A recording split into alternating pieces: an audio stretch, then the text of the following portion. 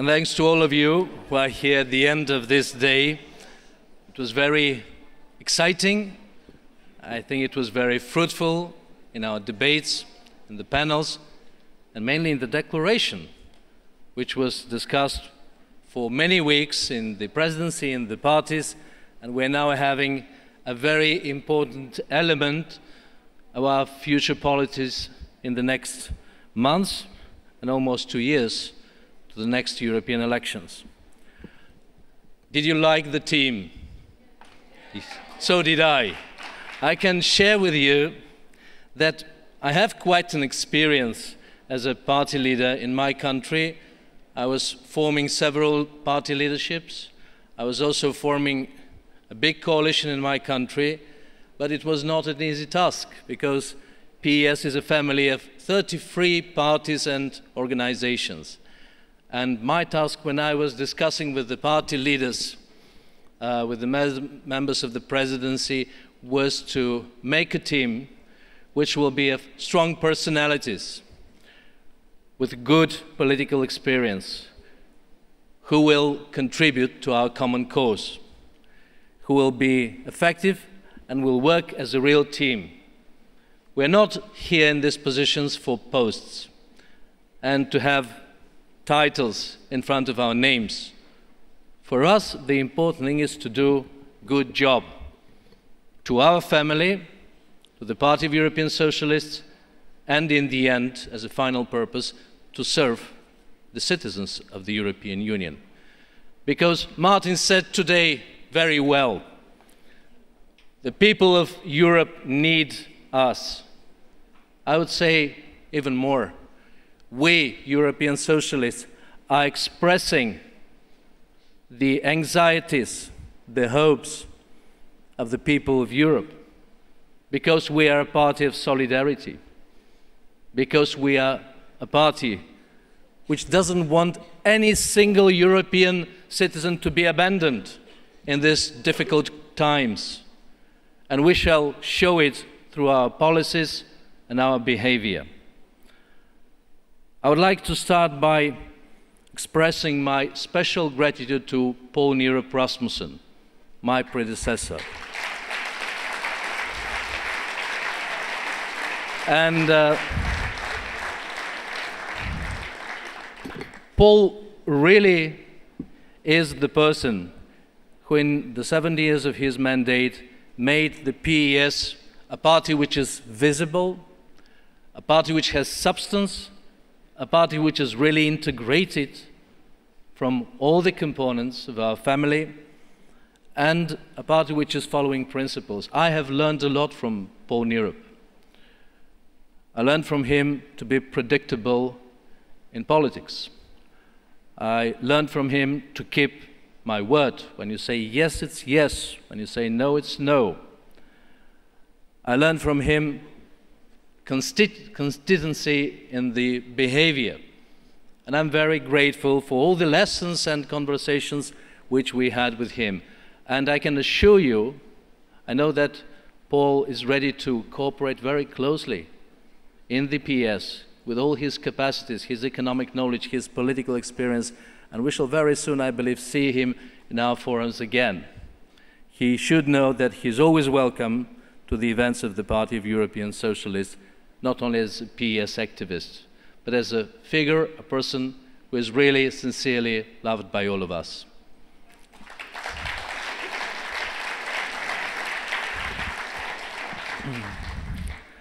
I would like to thank you to the whole PES family for electing me, and thank you for your support.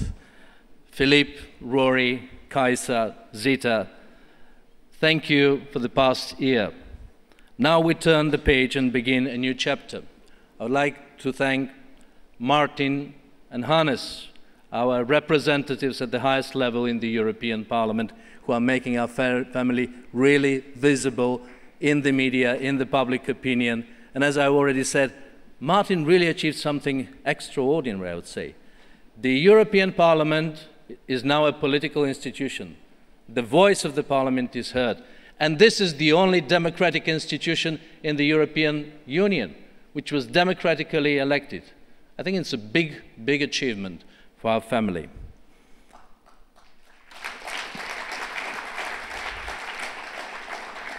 It will be a great personal pleasure and ambition for me to work together with all the vice presidents, with Elena, Katerina, Jan, Jean-Christophe, to work with the newly elected Secretary General, Achim Post, and with the two Deputy Secretary Generals. We know each other very well.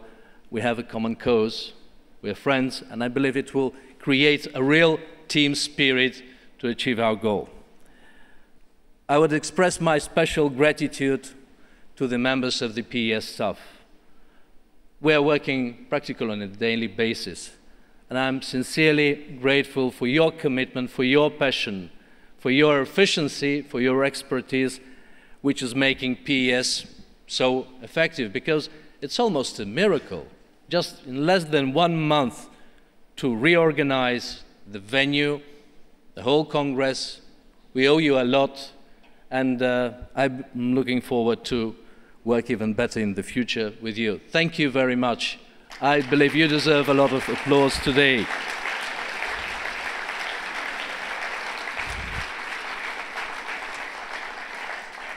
But of course, a PES Congress is not about our internal affairs, about leadership election, about our organizational issue. It is mainly about what is happening in Europe.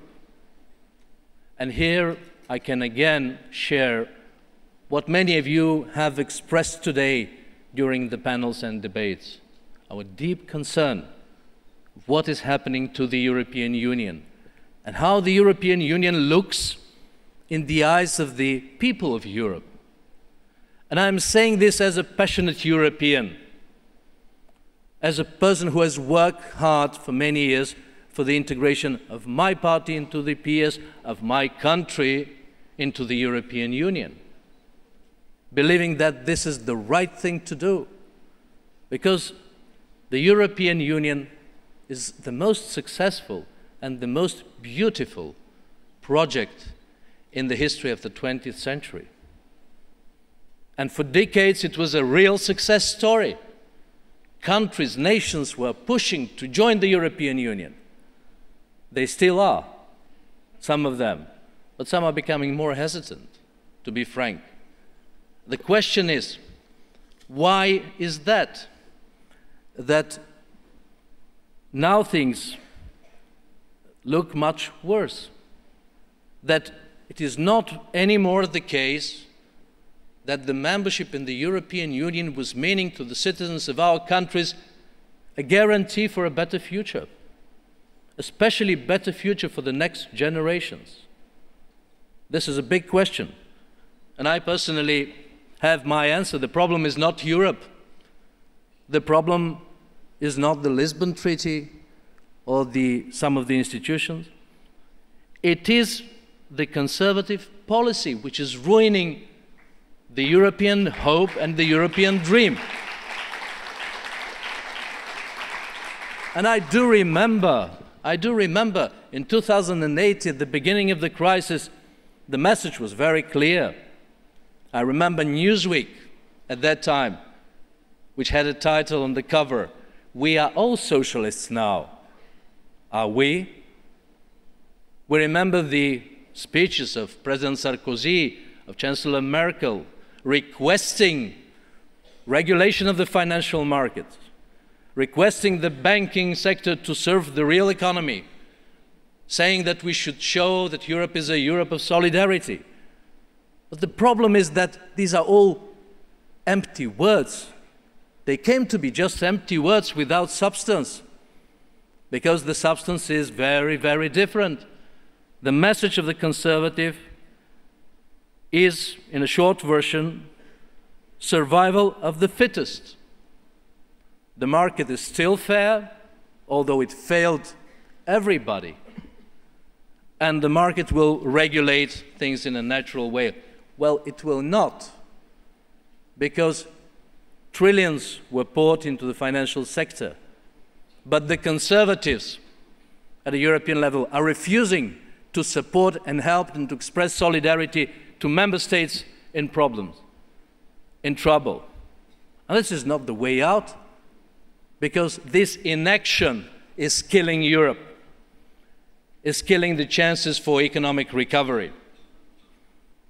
It was 3 years of yes, no, maybe, okay, maybe again, when it is about expressing practical solidarity between the member states. The Conservatives are going back to their national borders, to national selfishness, saying, you know, there are some lazy Greeks, Spaniards, Portuguese, Irish, and we don't need to help them. I believe that if a clear political message and actions were taken at the beginning of the crisis from the European level, many of the problems which every country is now facing could have been saved, could have been avoided, because we could have had actions on Eurobonds, we could have actions on the financial transaction tax, we could have actions on the banking union, and on many, many other things, because we were speaking today in the morning that we are having our alternative. Yes, we do.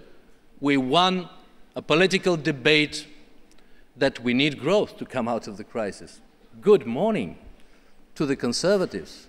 They have woken up after 3 years of illusions that austerity only can be enough. They were really obsessed with austerity, and they were very severe to the citizens. And when an average person is watching TV and seeing the mission of the Troika, men in suit coming with cold faces to Athens or to some other countries, demanding and commanding, of course people will question the democratic institutions of the European Union. Of course they will challenge the whole European Union, saying, is it doing anything to us? Anything positive? And when they give themselves negative answer, it is not a surprise that anti-European sentiments are growing.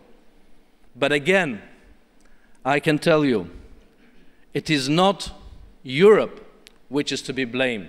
It is not the idea.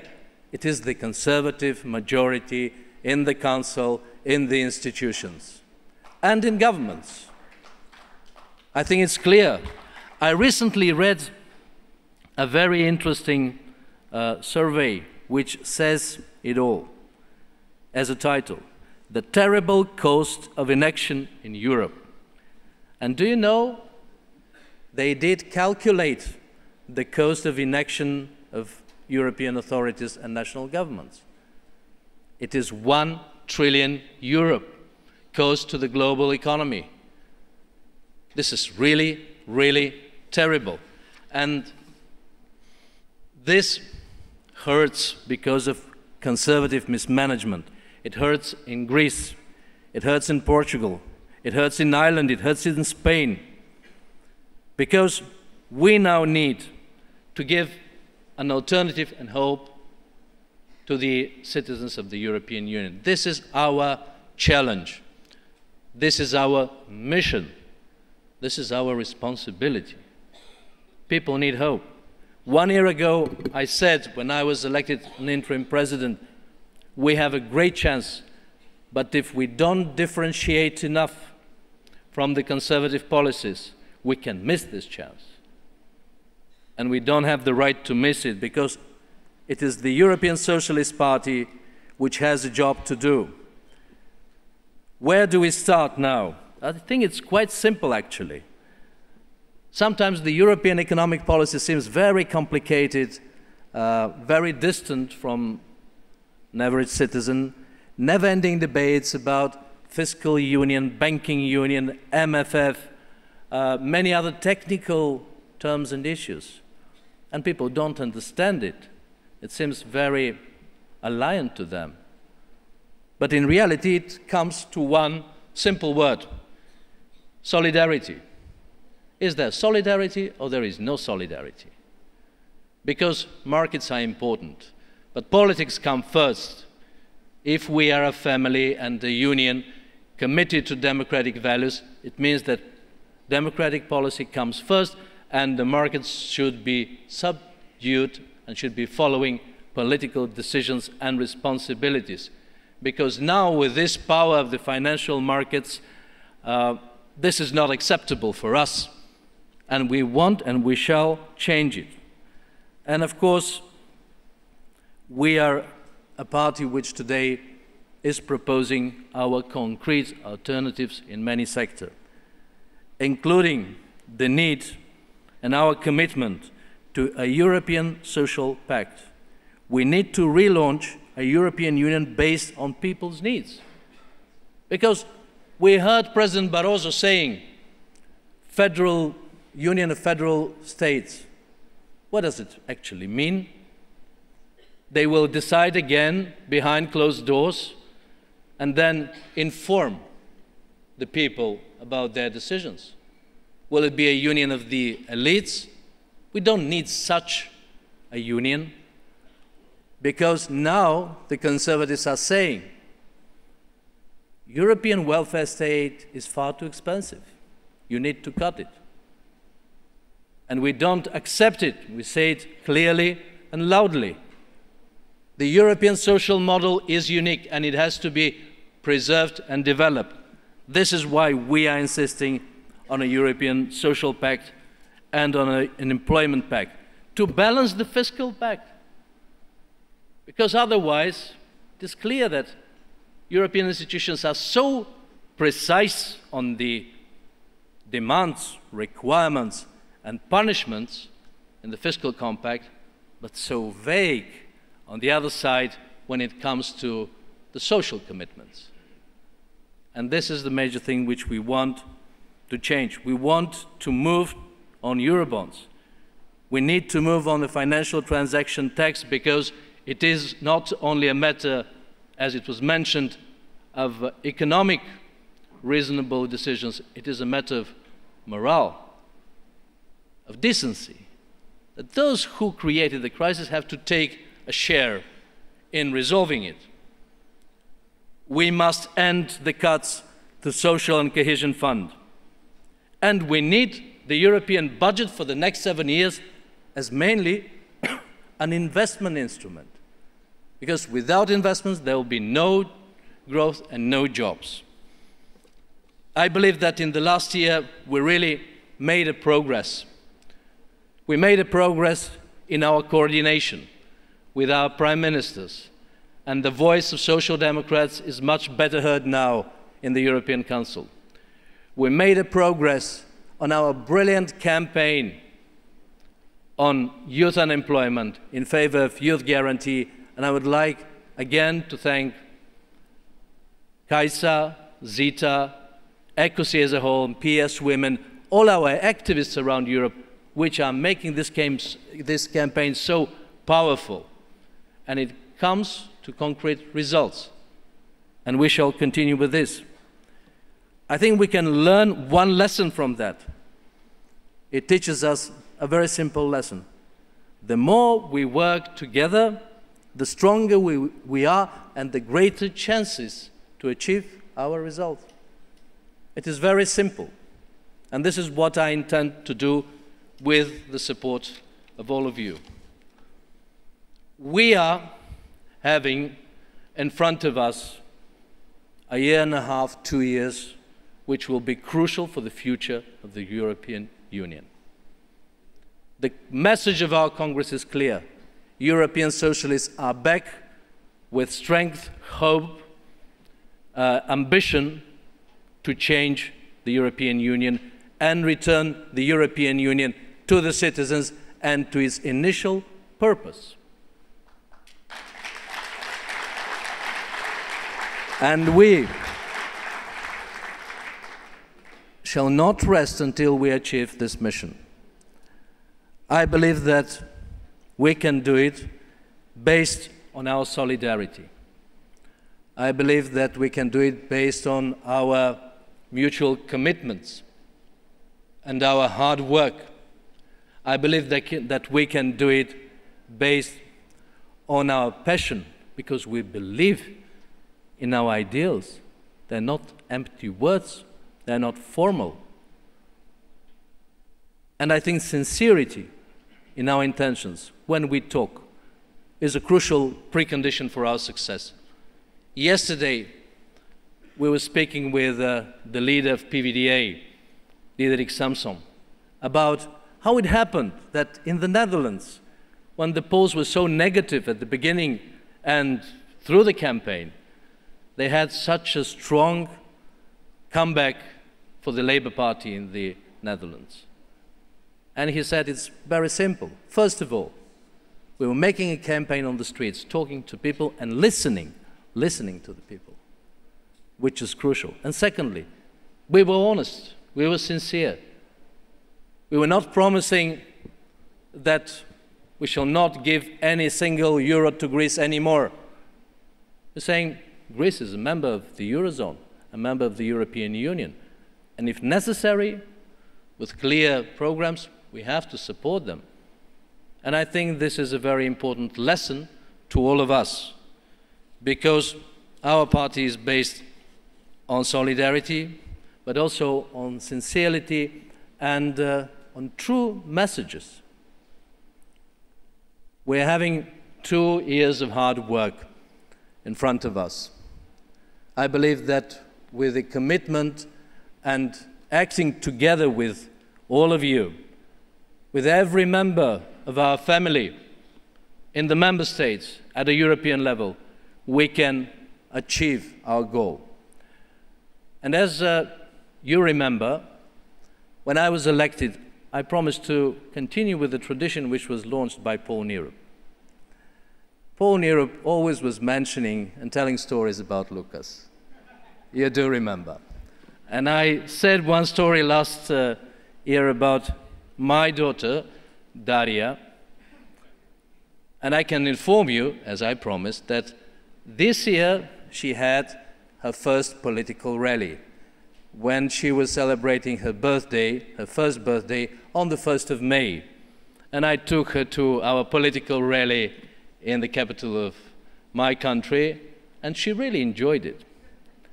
And I can tell you my personal ambition. I want, many years from now, 20 years, let's say, when she grows up and becomes an adult, a person who has political convictions, ideas, positions, and I'm quite confident, by the way, what they will be, to which political space she will belong.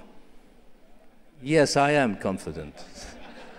I am confident. I can see the skepticism in some people, but my ambition is, at that time, my daughter to be able to say, the young people of her generation, back in 2014, something happened. European socialists at that time won the elections for the European Parliament. They had a president of the European Commission. They had a majority in the European Council. They had a majority in the European Parliament. And this was a good thing to the people of Europe. And the fact that Europe will be alive in 20 years and will be more integrated and will be social again is due, this is what I want to hear from my daughter in 20 years, due to the victory of socialists in 2014, because this is what Europeans needed then, and the fruits will come later. Thank you very much for your support.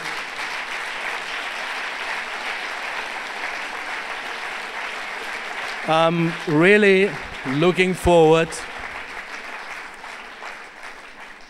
to overcome all the challenges. And as I told you, our mission is possible. Victory is possible, and we shall do it. Thanks a lot. Good luck to all of you.